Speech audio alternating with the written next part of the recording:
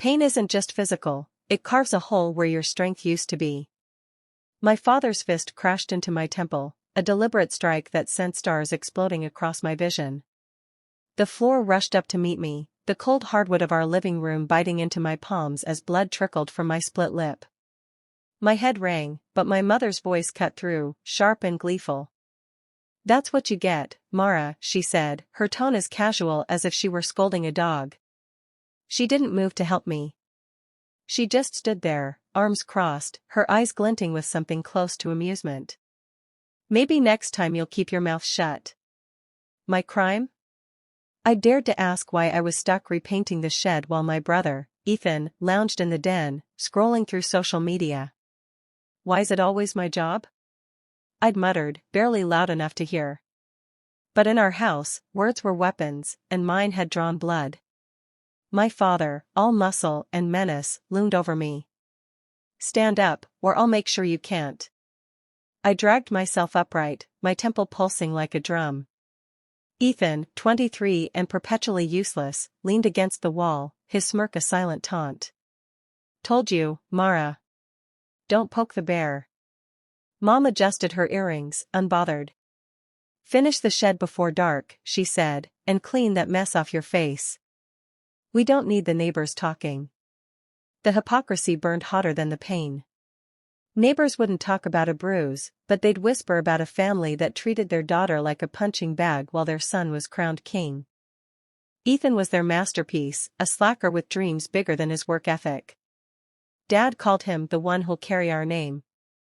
I called him a leech, draining everyone while contributing nothing. At 25, I was trapped in this house, my savings gutted by Ethan's failed crypto startup, my part-time barista job barely covering my phone bill. Every attempt to escape, job applications, apartment searches, hit a wall. My laptop crashed before deadlines. My keys vanished when I had plans. Mom's favorite line, "The world's not ready for you, Mara." But that fist, the one that left my head throbbing and my hope in shards, wasn't a reason to stay. It was a signal to destroy their game. Outside, the air was heavy, thick with summer's breath. I gripped the paint roller, my hands shaking not from fear but from a spark igniting inside me. Through the den window, I saw Ethan sprawled on the couch, laughing at his phone. His ease, his untouchability, fueled something fierce in me. I wasn't just cleaning up their mess anymore. I was planning to become their reckoning. That night, in the dim flicker of my bedside lamp, I studied my reflection. My temple was swollen, a purple shadow creeping toward my eye. I looked like someone who'd been broken. But I wasn't. Not anymore. In the quiet, while they bickered over pizza toppings downstairs, I started plotting. Not just to leave, but to make them feel the weight of their own cruelty, exposed for all to see. For weeks, I became their ghost. I painted, cooked, cleaned, kept my head down. I nodded at Ethan's lazy barbs, swallowed Dad's insults, ignored Mom's smug glances. They thought I was tamed. They stopped watching me. But I watched them. I noted where Dad hid his flash drive, stuffed in a locked drawer. I saw Mom leave her laptop open while she chatted with her book club. Ethan, careless as ever, boasted about his latest deal on calls, dropping bank details like they were candy.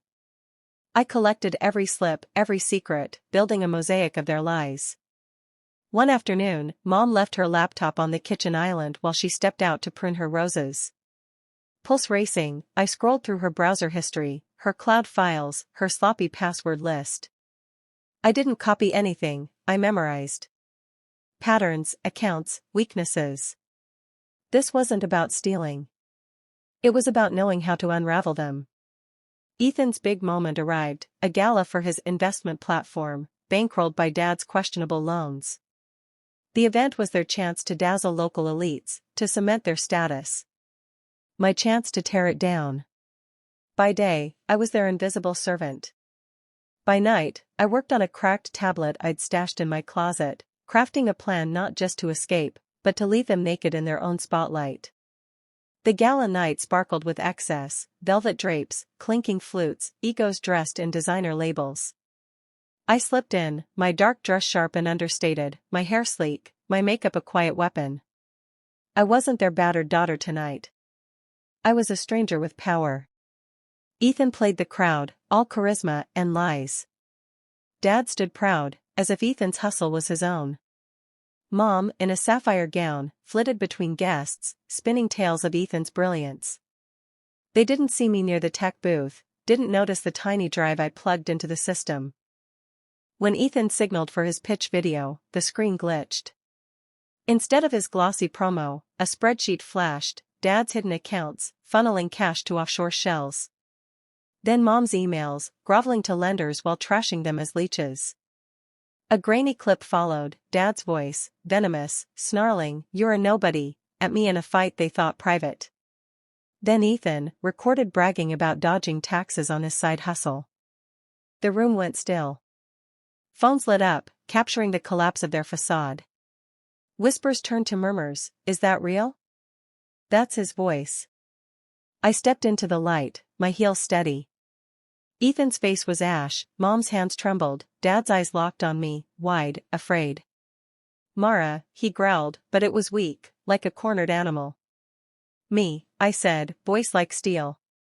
"The nobody you tried to bury." The crowd was filming now, their downfall going viral. I leaned closer, my words for them alone. "You built your legacy on breaking me. I just gave it back, unfiltered." I walked out, the night air sharp and clean. Their shouts, frantic, unraveling, faded behind me. I didn't need to look back. Their world was ash, and I was already rising. Please subscribe and comment where you're watching from.